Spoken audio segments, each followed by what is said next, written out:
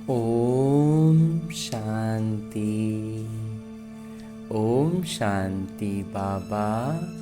आज 26 जुलाई 2025 है और आज हम अध्ययन करने जा रहे हैं परम पिता परमात्मा के अनमोल मधुर महावाक्यों को, मुरली को। और ये अमूल्य मुरली है। इसका अनुभव हम तब पाते हैं जब बाबा की चैतन्य उपस्थिति में मुरली का अध्ययन करते हैं। तो इस चैतन्य उपस्थिति के साथ बाबा से निज तौर पर बात करने का अनुभव पाने के लिए हमें बस लौकिक और अलौकिक रीति से एक एक काम करने हैं। लौकिक रीति से क्या करना है कि बड़े इत्मीनान से, फुर्सत से, अपने समय अनुसार, दिन का कोई भी समय और अपने स्थान अनुसार, जो स्थान भी अपने जीवन में सुविधाजनक हो, उस स्थान पर उस समय पर बड़े इत्मीनान से बैठना है और अपने हाथों में मुरली लेकर स्वयं से जरूर उसका अध्ययन करना है। शब्द व शब्द बड़ी गहराई से अध्ययन करना है। और जब अध्ययन करते हैं तब उस समय हमें अलौकिक रीति की विधि अपनानी है और वो है आत्म अभिमानी स्थिति में आकर मुरली का अध्ययन करना। तो आत्म अभिमानी स्थिति में आने के लिए जो सबसे सरल कि मैं आत्मा अपने स्थूल शरीर से अलग होकर अपने सूक्ष्म शरीर के साथ चलता हूँ मधुबन की धरा पर, और उसमें भी खास पांडव भवन के उस हिस्ट्री हॉल में जहाँ मेरे बाबा साकार रूप में ये मुरलियाँ चलाया करते थे। तो यूँ तो बाबा ने ये मुरलियाँ बहुत पहले चलाई हैं, तभी तो हमारे सामने लिखित में आई है ना। लेकिन जब हम आत्माभिमानी स्थिति में स्थित होकर अध्ययन करते हैं ना, तो उसी मुरली में मेरे मन में आज अभी उठने वाले हर एक बात का जवाब बाबा उसी मुरली में निहित कर देते हैं। यही तो है मुरली का जादू। और इस मुरली में बाबा मेरे जीवन में आई हुई कोई परिस्थिति या मेरे जीवन में आने वाली कोई परिस्थिति के बारे में भी पूरी स्पष्टता दे देते हैं। अगर हम पूरी तरह से आत्माभिमानी रहते हैं ना, तो आगे के बारे में भी बाबा की स्पष्टता हमें महसूस होने लगती है कि बाबा आने वाली बात के लिए मुझे क्या ज्ञान दे रहे हैं, क्या समझ दे रहे हैं, क्या सावधानी बता रहे हैं। जो कुछ भी बताते हैं ना बाबा पहले से बता देते हैं। हम उतने सजग नहीं रहते हैं ना, तो जब परिस्थिति आ जाती है तो फिर बाबा से पूछते हैं तो बाबा फिर जवाब देते हैं, लेकिन पहले भी बता चुके होते हैं। तो जब मैं आत्मा इस पवित्र पावन स्थान पर उपस्थित हो जाता हूँ तो परमात्मा की उपस्थिति का अनुभव, उनके इतने निकटता का अनुभव पाकर मैं आत्मा बिल्कुल अपने सारे आत्मिक गुणों से भरपूरता का अनुभव करने लगता हूँ। पवित्रता, शांति, प्रेम और सुख के प्रकंपन एकदम से मुझे भरपूर कर देते हैं। बाबा दृष्टि से मुझ आत्मा में ज्ञान, प्रकाश और अष्ट शक्तियों का प्रवाह करते हैं और एक ऐसे आनंद का सृजन होता है जो मुझ आत्मा को चारों ओर एक सुरक्षा घेरे में आवरण की तरह घेर लेता है। और इसकी खासियत ये है कि इस आवरण में मैं और मेरे बाबा बिल्कुल आमने सामने बैठे हैं और बात कर रहे हैं। तभी तो मेरे बाबा मुझसे कहते हैं, मीठे बच्चे, ये संगम युग विकर्म विनाश करने का युग है। इस युग में कोई भी विकर्म तुम्हें नहीं करना है, पावन जरूर बनना है। ये जो संगम युग है, बाबा का से परिचित हम हो गए ना, मतलब हम संगम युग में आ गए। तो उसके बाद से हमें ये ध्यान देना है कि ये जो संगम युग का समय है वो विकर्मों को विनाश करने का समय है, नया विकर्म बनाने का नहीं है। तो पुराने विकर्म विनाश करने हैं, नया विकर्म नहीं बनाना है, तो पावन जरूर बनना है। हाँ जी बाबा। आगे प्रश्न रूप में मेरे बाबा कहते हैं, अति इंद्रिय सुख का अनुभव किन बच्चों को हो सकता है? कुछ खास बच्चे होंगे जिन्हें अति इंद्रिय सुख का अनुभव होगा। किनको होगा? उत्तर बतलाते हैं मेरे बाबा, जो अविनाशी ज्ञान रत्नों से भरपूर हैं, उन्हें ही अति इंद्रिय सुख का अनुभव हो सकता है। जो जितना ज्ञान को जीवन में धारण करते हैं उतना साहूकार बनते हैं। अगर ज्ञान रत्न धारण नहीं तो गरीब हैं। बाबा तुम्हें पास्ट, प्रेजेंट, फ्यूचर, बीता हुआ समय, वर्तमान समय और आने वाले समय का ज्ञान देकर त्रिकालदर्शी बना रहे हैं। हाँ जी बाबा, गीत है ओम नमो शिवाय, Om Shanti. Past so present चल रहा है, फिर ये जो प्रेजेंट है वो पास्ट हो जाएगा। बाबा कहते हैं जो बीता हुआ है वही अभी आगे एक तरह से कहें तो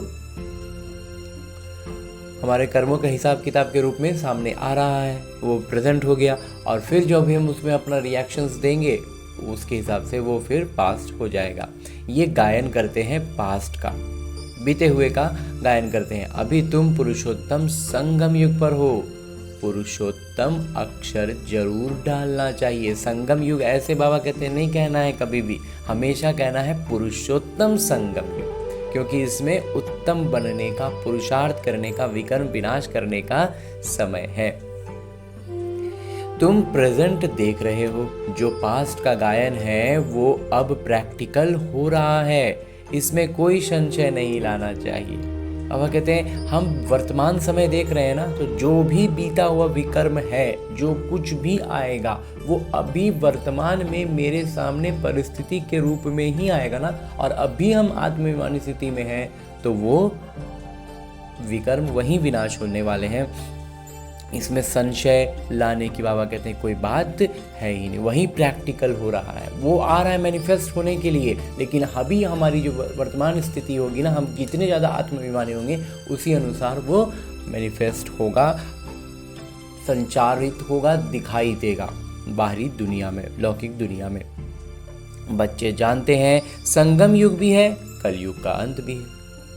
जो ज्ञान में नहीं है उनके लिए कलयुग है, और जो ज्ञान में आ गए उनके लिए संगम युग है, पुरुषोत्तम संगम युग है। तो बरोबर संगम युग 5000 वर्ष पहले पास्ट हो गया, 5000 वर्ष पहले बीता होगा, तो अब फिर प्रेजेंट है। अभी क्या हो रहा है, वापस ड्रामा का भी ये बाबा सीन बतला रहे हैं, वो अभी वर्तमान में फिर आ गया है।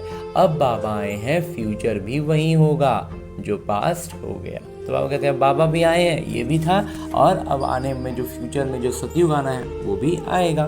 तो बाबा राजयोग सिखला रहे हैं, फिर सतयुग में राज्य पाएंगे। अभी है संगम युग, ये बात तुम बच्चों के सिवाय कोई भी नहीं जानते। तुम प्रैक्टिकल में राजयोग सीख रहे हो, हम वास्तविक अर्थों में राजयोग को समझ रहे हैं, सीख रहे हैं। ये अति सहज है। जो भी छोटे अथवा बड़े बच्चे हैं, सबको एक मुख्य बात जरूर समझानी है कि बाबा को याद करो तो विकर्म विनाश होंगे। बाबा की याद में रहेंगे ना, तो हम उनके अनुसार ही आने वाली हर परिस्थिति पर अपनी प्रतिक्रिया देंगे। और जब हमारी परिस्थिति पर हम प्रतिक्रियाएं देते हैं ना, तो पुराना कितना भी बड़ा विकर्म हो, कुछ भी हो, वो अभी हमारी आज की स्थिति, हमारी आज की अवस्था के अनुसार उसी से ऊर्जा लेकर के संचारित होता है, प्रत्यक्ष होता है। तो जब हम अभी बाबा की याद में रहेंगे ना, तो वो उसी अनुसार प्रत्यक्ष होगा, यानी कि पाप की तरह, सजा की तरह मैनिफेस्ट नहीं होगा, प्रत्यक्ष नहीं होगा, बल्कि बिल्कुल मक्खन जैसा हम उससे एकदम निकलते चले जाएंगे विकर्मों के बोझ से। तभी बाबा, इसीलिए बाबा कहते हैं कि बाबा की याद से विकर्म विनाश होंगे। जब विकर्म विनाश होने का समय है तो ऐसा कौन होगा जो फिर विकर्म करेगा? बाबा कहते हैं अभी विकर्म समाप्त करने का समय है, और अभी जान करके और कोई विकर्म करे तो कौन होगा ऐसे? परंतु माया विकर्म करा देती है। तो जो ज्ञान में स्पष्टता नहीं है, याद में नहीं रहते हैं, तो माया अपना प्रभाव दिखाती है, विकर्म करा देती है। समझते हैं चमाट लग गई, हमसे यह कड़ी भूल हो गई। जब बाबा को बुलाते हैं कि हे पतित पावन आइए, अब बाबा आए हैं पावन बनाने, तो पावन बनना चाहिए ना। ईश्वर का बनकर फिर पतित नहीं बनना चाहिए। सतयुग में सब पवित्र थे, ये भारत ही पावन था।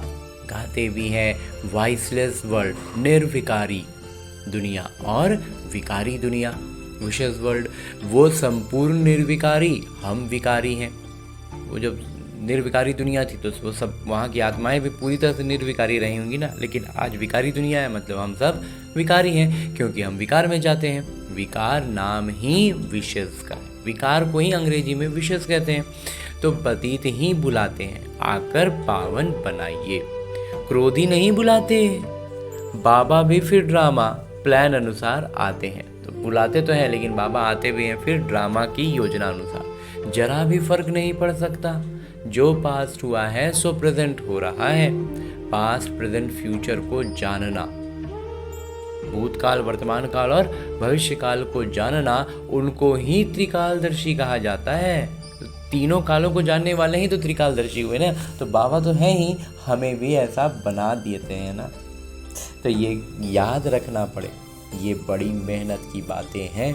बाबा कहते हैं निरंतर ये बात याद रहे, हमारी जीवन की हर छोटी बड़ी परिस्थिति में हमारा जो प्रतिक्रिया है ना, उस वक्त हमें जब ये बात याद रहेगी, एकदम सजगता से याद रहेगी, तो हम उसके अनुसार जब अपने प्रतिक्रियाएं देंगे, चाहे वो संकल्पों के स्तर पर हो, चाहे वो वाणी के स्तर पर हो या कर्म के स्तर पर हो, जिस भी स्तर पर हम प्रतिक्रियाएं देंगे वो उस अनुसार जब होंगी तो वो हम हो गए श्रीमत पर, और तब हमारे विकर्म विनाश होंगे। तो त्रिकालदर्शी बाबा हमें बनाते हैं, तो हर समय हर बात में हमें तीनों कालों को ध्यान में रखते हुए अपनी हर प्रतिक्रिया देनी है। लेकिन होता क्या है, घड़ी घड़ी भूल जाते हैं। नहीं तो तुम बच्चों को कितना अतीन्द्रिय सुख रहना चाहिए। बाबा कहते हैं हमें अभी इतना सुखी अनुभव करना चाहिए, लेकिन कर नहीं रहे ना। बात बात पर दुखी हो जा रहे हैं, या चेहरे से वो खुशी झलक नहीं रही है। तुम यहाँ अविनाशी ज्ञान धन से बहुत बहुत साहूकार बन रहे हो। जितनी जिसकी धारणा है वो बहुत साहूकार बन रहे हैं, परंतु नई दुनिया के लिए वो साहूकारिता कहाँ मिलेगी। नई दुनिया में उसको अभी की लौकिक दुनिया से नहीं जोड़ना है कि हम तो इतना ज्ञान धन कर रहे हैं, लेकिन लौकिक रीति से जो कमाई का साधन है वो एकदम बहुत धीमा है, उसमें तो हमको कोई उन्नति नहीं दिख रही है। तो बाबा कहते हैं पहले बुद्धि में ये स्पष्टता लाओ कि ज्ञान साहूकार जो है ना वो स्वर्ग में बनना है। यहाँ पर आपको कभी कमी नहीं करने देंगे बाबा, कष्ट होने नहीं देंगे। लेकिन यहाँ पर लौकिक धन अगर बढ़ा ना तो बाबा का हाथ छूटने लगेगा। इसलिए ज़्यादा बढ़ाने के पीछे बुद्धि नहीं फंसानी, वो भी माया का एक चाल है। हर चीज़ को उस नज़र से देखना है। तुम जानते हो हम जो कुछ करते हैं सो फॉर फ्यूचर, नई दुनिया के लिए। हम जो कुछ भी कर रहे हैं ना, सब बाबा कहते हैं नई दुनिया के लिए कर रहे हैं, भविष्य के लिए कर रहे हैं। हाँ, उसका प्रत्यक्ष फल हमें बाबा दे देते हैं और उसकी खुशी भी हम अनुभव कर सकते हैं। तो बाबा आए ही हैं नई दुनिया की स्थापना करने, पुरानी दुनिया का विनाश करने। हूबहू कल्प पहले मिसल ही होगा, कल्प पहले मिसल ही होगा। जैसे कल्प पहले हुआ था वैसे ही तुम बच्चे भी देखेंगे। नेचुरल कैलेमिटीज़ भी होनी है, प्राकृतिक आपदाएं जिसको कहते हैं ना, भूकंप बाढ़ जैसी चीज़ें, वो सब होनी है। अर्थक्वेक हुई और खत्म। एक बार भूकंप आएगा ना, पूरा का पूरा शहर सीधे समाप्त हो जाता है। भारत में कितनी भूकंप होगी, हम तो कहते हैं ये तो होना ही है। जब होगा तो लोगों में त्राहिमाम होगा, तो हमें लेकिन ये बाबा ने पहले बता चुके हैं, तो हम तो जानते रहेंगे कि ये तो होना ही है। कल्प पहले भी हुआ है, तब तो कहते हैं सोनी द्वारिका नीचे चली गई। बच्चों को ये अच्छी रीति बुद्धि में बिठाना चाहिए कि हमने 5000 वर्ष पहले भी ये ज्ञान ली थी। ये बात भी जब बुद्धि में दोहराएंगे ना तो थोड़ी सी और सजगता बढ़ती है कि हम पहले भी ये काम कर चुके हैं, ये ज्ञान ले चुके हैं। इसमें जरा भी फर्क नहीं। बाबा 5000 वर्ष पहले भी हमने आपसे वर्षा लिया था, हमने अनेक बार आपसे वर्षा लिया है, उनकी गिनती नहीं हो सकती। कितनी बार तुम विश्व के मालिक बनते हो, फिर फकीर बनते हो। इस समय भारत पूरा फकीर है। तुम लिखते भी हो ड्रामा प्लान अनुसार। योजना जो है ड्रामा का वो बिल्कुल वैसा ही होगा, जो एक तरह से आज की भाषा में कहते हैं स्क्रिप्ट है ना, वही होना है। तो वो ड्रामा अक्षर नहीं कहते, उनका प्लान ही अपना है। वो लोग ड्रामा समझ ही नहीं रहे हैं, तो वो अपनी हिसाब से लौकिक की योजनाएं बनाते रहते। तुम कहते हो ड्रामा के प्लान अनुसार, ड्रामा का जो स्क्रिप्ट है ना उसके अनुसार सब होना है। हम फिर से स्थापना कर रहे हैं 5000 वर्ष पहले मुआफिक। कल्प पहले जो कर्तव्य किया था सो अब भी श्रीमत द्वारा करते हैं। श्रीमत द्वारा ही शक्ति लेते हैं। शिव शक्ति नाम भी है ना। तुम तो शिव शक्तियाँ देवियाँ हो, जिनका मंदिर में भी पूजन होता है। तुम ही देवियाँ हो जो फिर विश्व का राज्य पाती हो। जगत अम्बा को देखो, कितनी पूजा है। अनेक नाम रख दिए हैं, है तो एक ही। जैसे बाबा एक ही शिव हैं। तुम भी विश्व को स्वर्ग बनाते हो तो तुम्हारी पूजा होती है। अनेक देवियां हैं, लक्ष्मी की कितनी पूजा करते हैं। दीपमाला के दिन महालक्ष्मी की पूजा करते हैं। वो हुई हेड, महाराजा महारानी मिलाकर महालक्ष्मी कह देते हैं। उनमें उसमें दोनों आ जाते हैं, महालक्ष्मी बाबा कहते हैं दोनों आ गए। तो हम भी महालक्ष्मी की पूजा करते थे। धन वृद्धि को पाया तो समझेंगे महालक्ष्मी की कृपा हुई। बस हर वर्ष पूजा करते हैं। धन अगर बढ़ गया ना तो अनुभव करते हैं कि अरे वाह लक्ष्मी माता कृपा कर दी, तो और हर साल और अच्छे से पूजा। अच्छा, उनसे धन मांगते हैं। देवी से क्या मांगे? तो लक्ष्मी के लिए तो धन के लिए तो अलग से लक्ष्मी की पूजा करते हैं, लेकिन बाकी चीज़ के लिए देवी से क्या मांगे? तो तुम संगम युगी देवियाँ, स्वर्ग का वरदान देने वाली हो। बाबा कहते वास्तव में देवियाँ तो हम ही हैं, तो हमें कौन सा वरदान देना है? स्वर्ग का। मनुष्यों को ये पता नहीं है कि देवियों से स्वर्ग की सब कामनाएं पूरी होती हैं। तुम देवियाँ हो ना? हाँ जी बाबा। मनुष्यों को ज्ञान दान करती हो, जिससे सब कामनाएं पूर्ण कर देती हो। बीमारी आदि होगी तो देवियों को कहेंगे ठीक करिए, रक्षा करिए। अनेक प्रकार की देवियां हैं।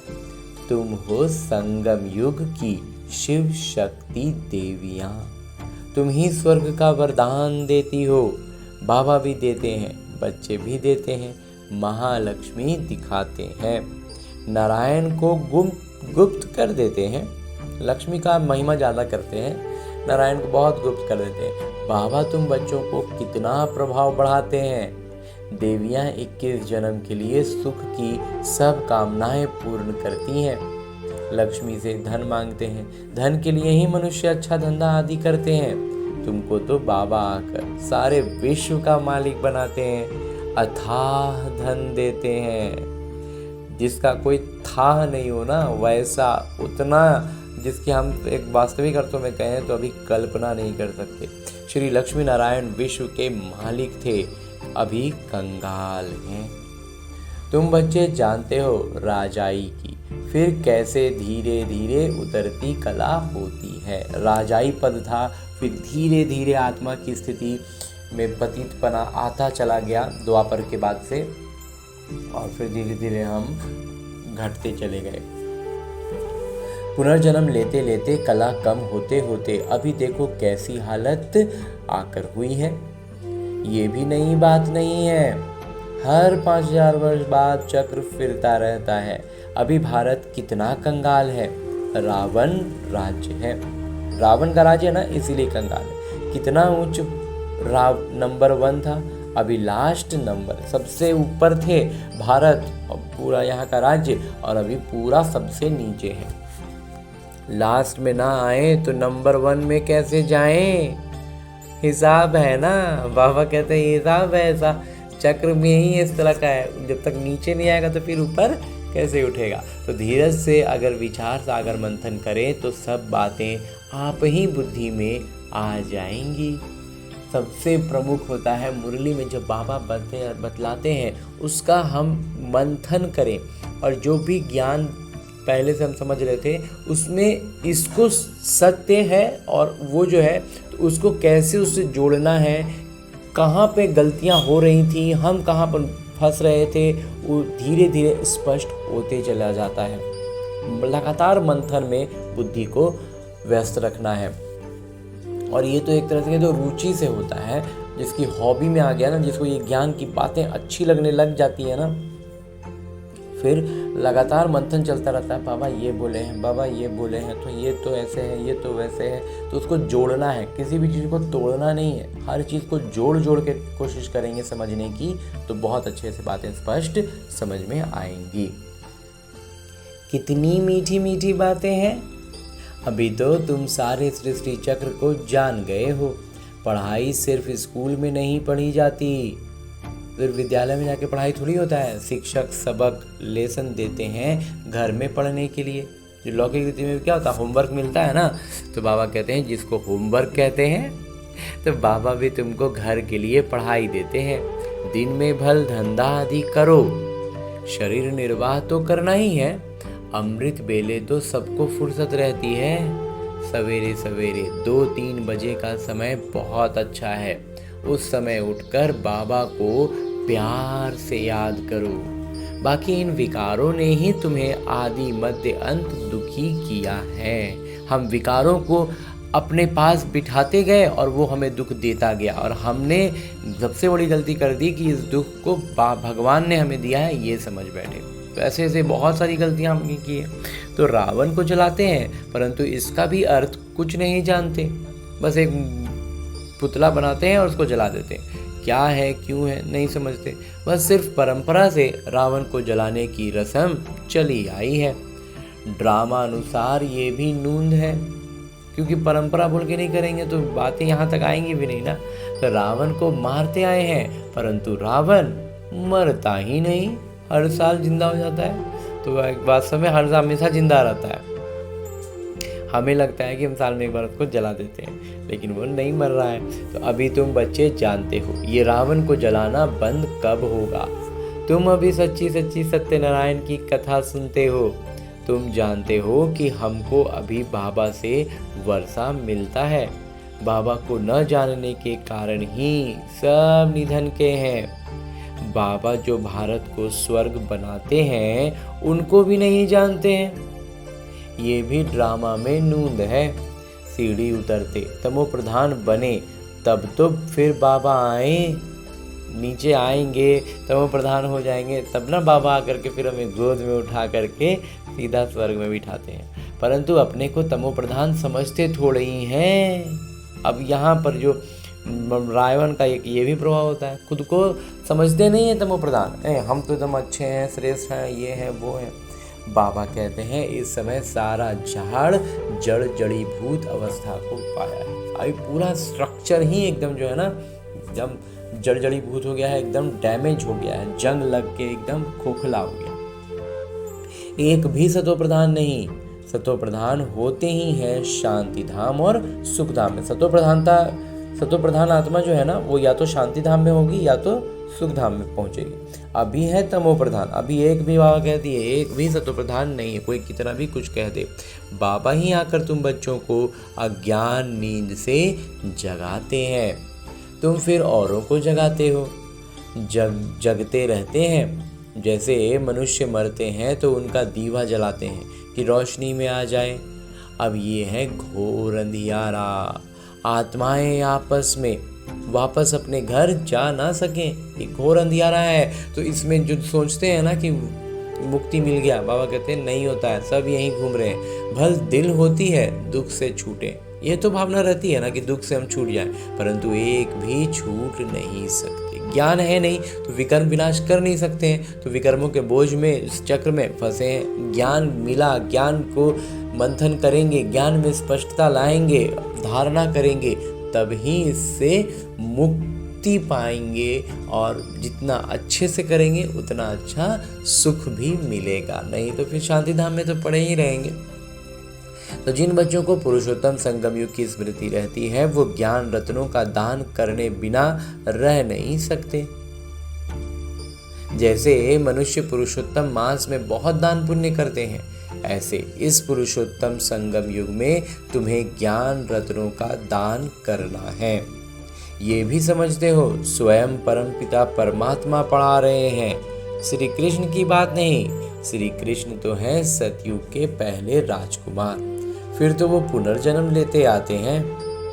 बाबा ने पास्ट प्रेजेंट फ्यूचर का भी राज समझाया है। तुम त्रिकालदर्शी बनते हो और कोई त्रिकालदर्शी बना नहीं सकते सिवाय बाबा के।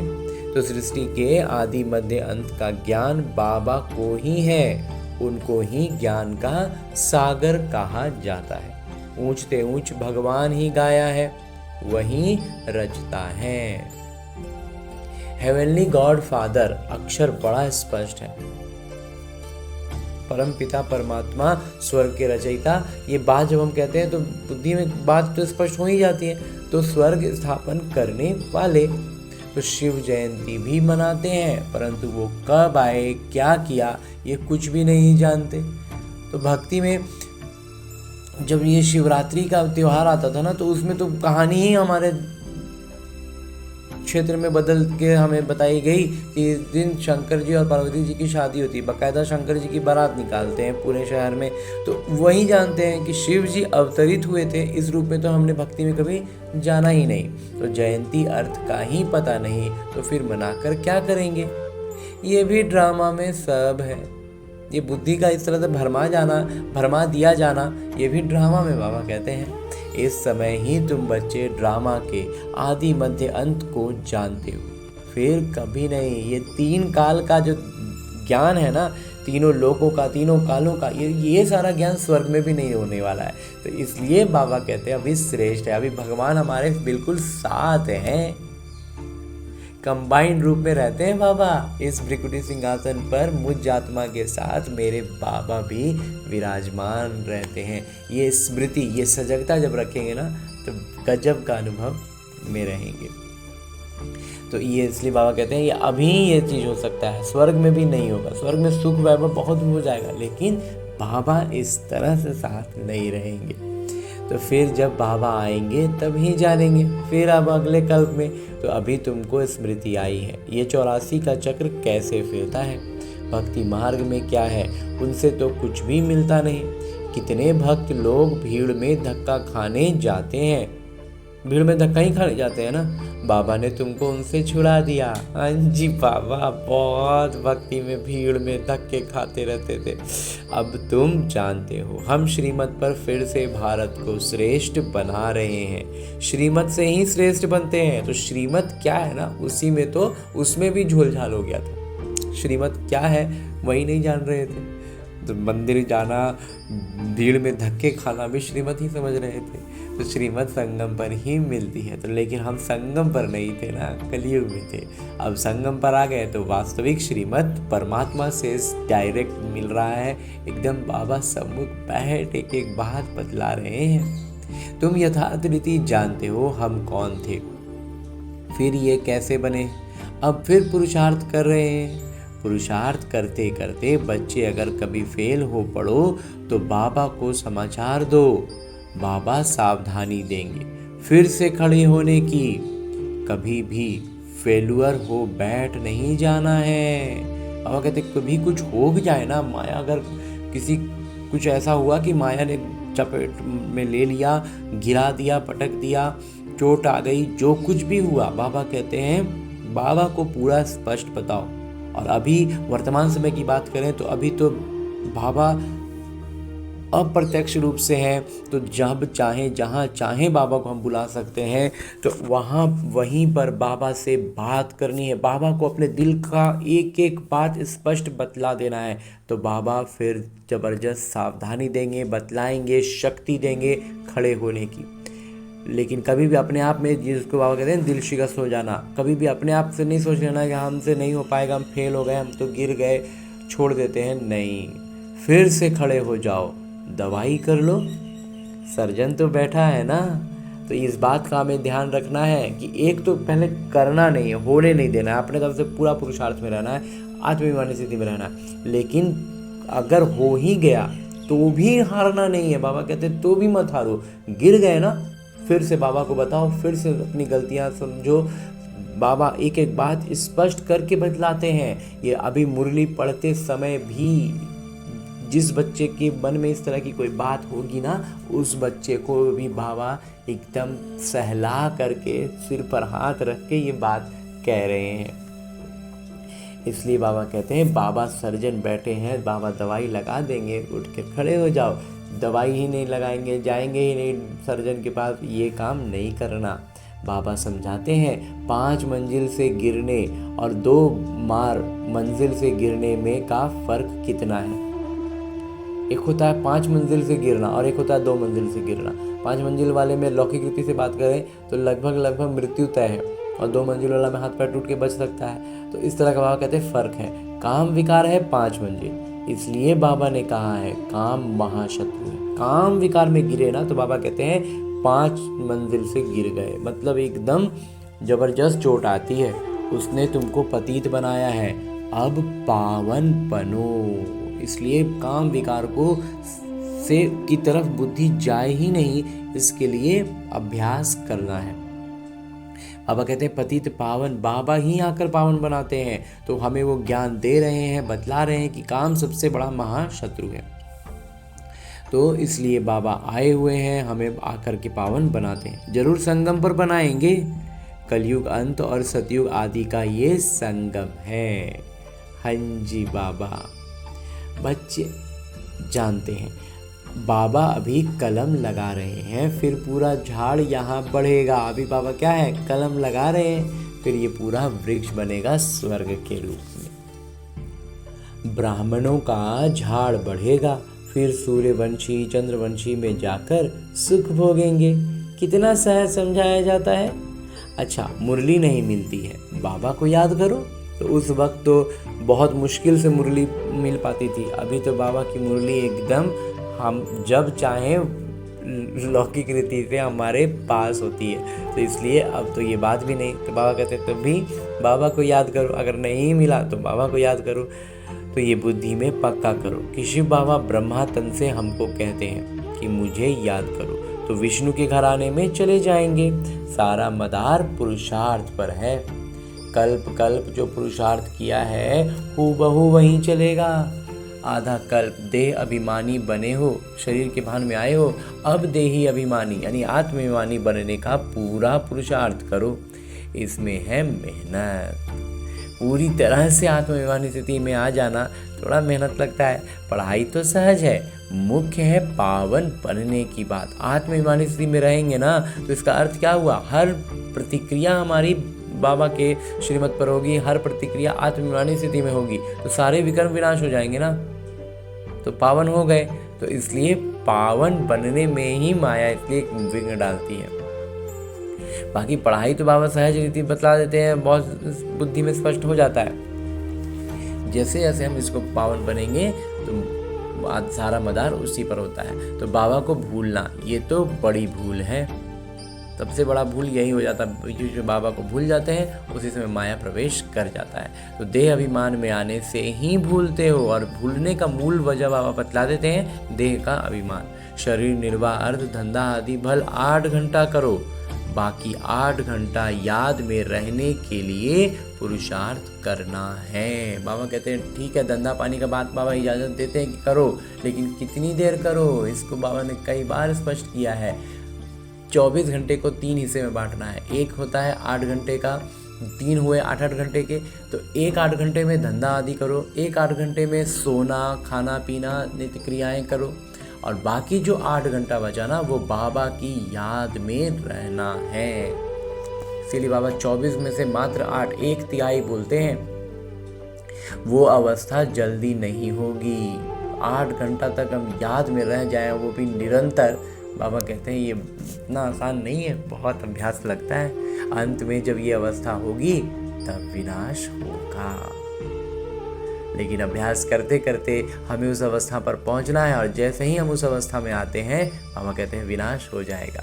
कर्मातीत अवस्था हुई तो फिर ये शरीर ठहर नहीं सकेगा, क्योंकि आत्मा की शुद्धि इस स्तर पर हो जाएगी ना कि इस शरीर में रहने लायक वो नहीं रहेगी, ये शरीर छूट जाएगा।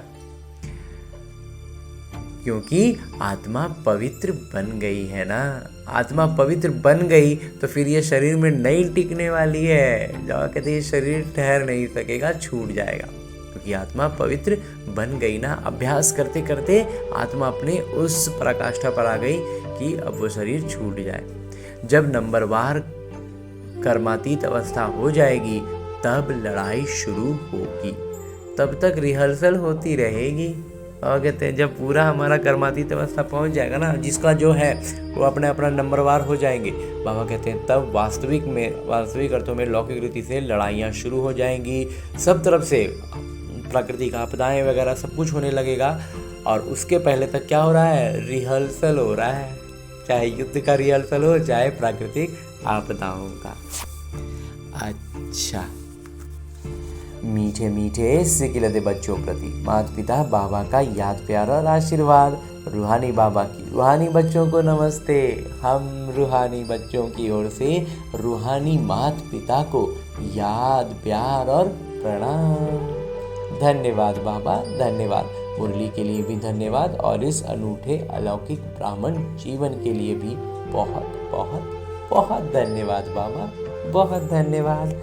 आगे आज की मुरली से लिए गए वो प्रमुख बिंदु हैं जिन्हें हमें अपने ब्राह्मण जीवन में धारण करने हैं। और ब्राह्मण सो फरिश्ता, फरिश्ता सो देवता बनना है। उसके लिए जो पहली बिंदु है वो है इस पुरुषोत्तम मास में अविनाशी ज्ञान रत्नों का दान करना है।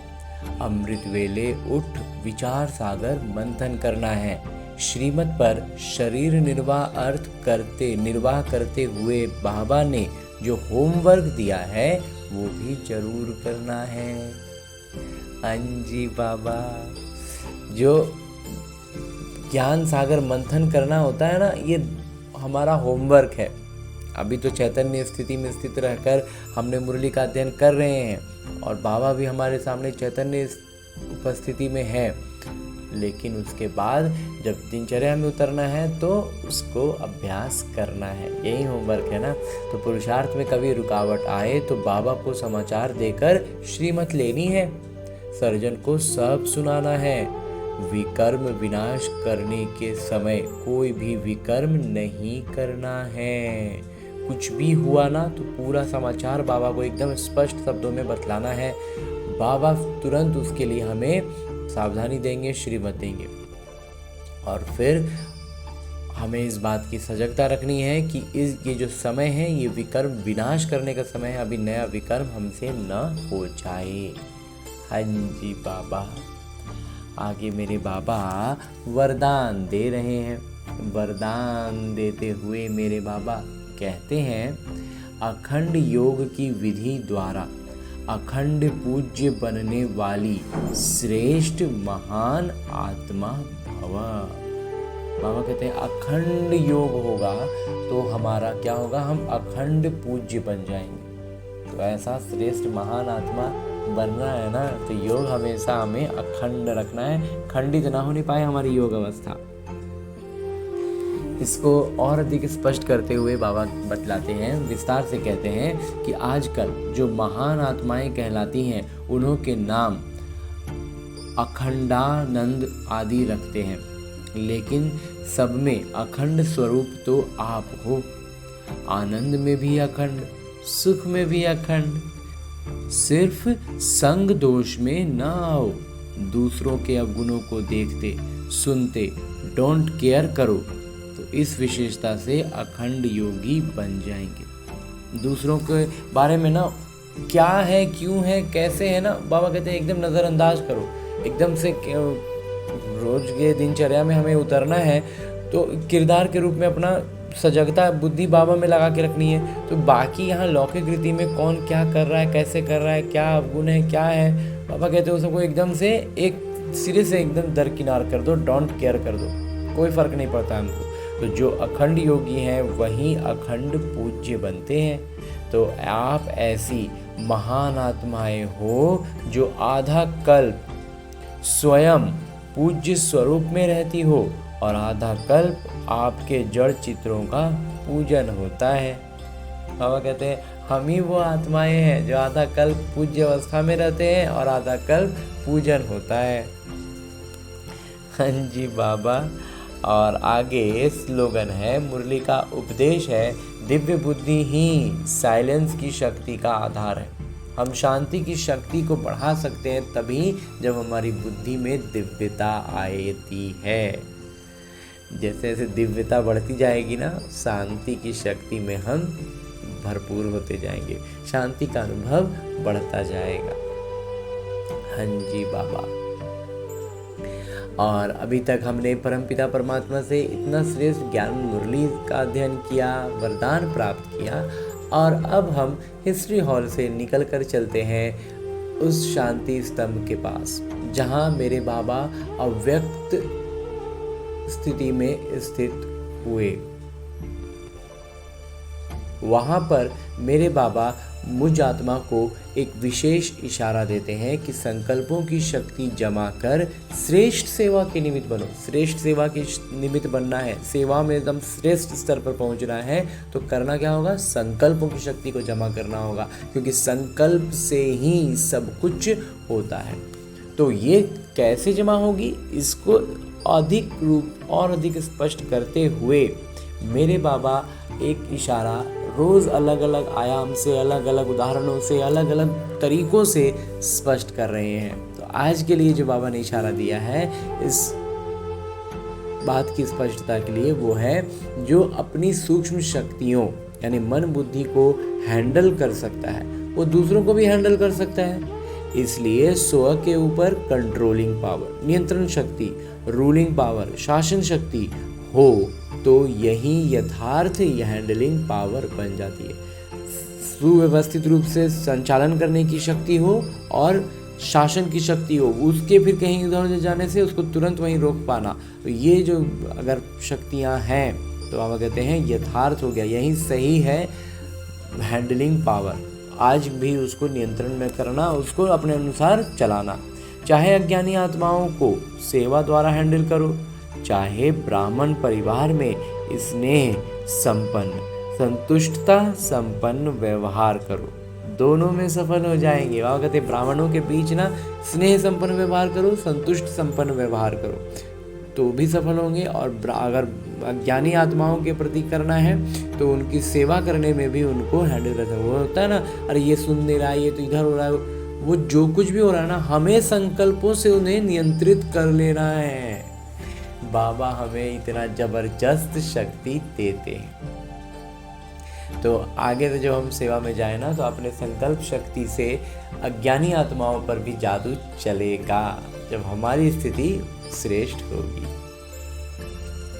तो ऐसा श्रेष्ठ इशारा पाकर ढेर सारी ज्ञान की बातों को अपने आत्मा के स्तर पर धारण करते हुए हर ज्ञान मोती को मंथन करके अभ्यास में लाना है। जो पहले से मंथन करते आए उसको अभी अभ्यास में लाना है, जो आज ज्ञान सुना उसको मंथन करके फिर उसको भी अभ्यास में लाना है। तो जितना ज़्यादा अभ्यास बढ़ता जाएगा, आत्मविमान स्थिति में रहने का पुरुषार्थ हम करते रहेंगे, सजगता रखेंगे, उतना ज़्यादा हम बाबा के निकट होते जाएंगे। बाबा के निकट होने का अर्थ है कि बाबा की गुणवत्ताएं मुझसे झलकें, बाबा की झलक हमसे आए। बस यही है बाबा की याद में रहना, बाबा के समान बनना। क्योंकि बाबा ने एकदम स्पष्ट एक मुरली में कह दिया था कि अगर आपसे बाबा झलक रहे हैं तो आप समझें कि बाबा की याद में आप हैं। और अगर हम सोच रहे हैं कि हम ये कर रहे हैं, वो कर रहे हैं, हम बाबा की याद में ही रहते हैं, तो सिर्फ हमारे सोचने से बाबा कहते हैं उसमें एक भी अंक नहीं मिलने वाला। तो ऐसी ऐसी बहुत सारी सूक्ष्म सूक्ष्म बातें हैं। हमसे झलक रहे हैं बाबा, मतलब हम पूरी तरह से वास्तविक अर्थों में याद में हैं, तभी हम उनके अनुसार हर कुछ प्रतिक्रियाएं देंगे ना, तीनों ही स्तर पर, संकल्पों के, वाणी के या कर्म के स्तर पर। तो हर चीज़ जब बाबा समान करेंगे तब हम वास्तविक अर्थों में बाबा की याद में होंगे। और ये करने के लिए अभ्यास करना होता है। अभ्यास करने के लिए हमें लौटना होगा अपने स्थूल शरीर में, अपने इस लौकिक किरदार में। तो इतने श्रेष्ठ उद्देश्य को लेकर ढेर सारी शुभकामनाओं और शुभकामनाओं से भरपूर होकर लौटते हैं अपने इस किरदार में और आत्माभिमानी अवस्था को पाने का, उस श्रेष्ठ अवस्था तक पहुंचने का लगातार प्रयास करते हैं। अच्छा, ओम शांति।